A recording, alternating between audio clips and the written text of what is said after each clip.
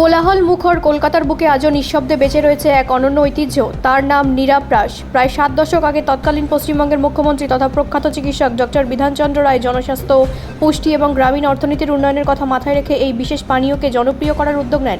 আজও এই পানীয় মূলত কলকাতাতেই পাওয়া যায় এবং বহু মানুষের কাছে এটি শহরের এক ঐতিহ্যবাহী স্বাদের প্রতীক। নীরা হলো খেজুর বা তালের গাছ থেকে ভোরবেলায় সংগ্রহ করা এক ধরনের প্রাকৃতিক মিষ্টির রস। সংগ্রহের পর দ্রুত প্রক্রিয়াকরণের মাধ্যমে স্বাভাবিক স্বাদ ও গুণাগুণ বজায় রাখা হয়। এই রস থেকেই তৈরি হয় নীরাপ্রাস, একটি স্বাস্থ্যকর, সতেজ ও পুষ্টিকর পানীয়। বিশেষজ্ঞদের মতে নীরায় প্রাকৃতিক শর্করা, খনিজ লবণ এবং কিছু গুরুত্বপূর্ণ ভিটামিন থাকে। গরমের দিনে এটি শরীরকে সতেজ রাখতে সাহায্য করে এবং প্রাকৃতিক শক্তির উৎস হিসেবে কাজ করে। তবে চিকিৎসকদের পরামর্শ, যাদের ডায়াবেটিস বা অন্য কোনো বিশেষ শারীরিক সমস্যা রয়েছে, তাদের পরিমিত পরিমাণে বা চিকিৎসকের পরামর্শ অনুযায়ী এটি গ্রহণ করা উচিত।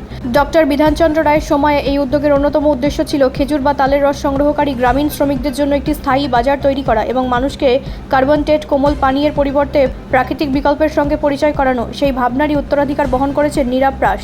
সময়ের সঙ্গে বাজারে অসংখ্য সফট ড্রিঙ্ক এলেও নীরাপ্রাসের জনপ্রিয়তা একবারে হারিয়ে যায়নি। কলকাতার নির্দিষ্ট কয়েকটি বিক্রয় কেন্দ্রে এখনও এই পানীয় পাওয়া যায়। শহরের প্রবীণ বাসিন্দাদের কাছে এটি নস্টালজিয়ার স্বাদ, আর নতুন প্রজন্মের কাছে কলকাতার খাদ্য ঐতিহ্যের এক অভিনব পরিচয়।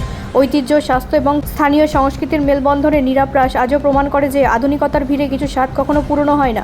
কলকাতার খাদ্য ঐতিহ্যের তালিকায় এই পানীয় তাই এখনও এক বিশেষ স্থান দখল করে রয়েছে। ব্যুরো রিপোর্ট, রাষ্ট্রীয় প্রসার বাংলা।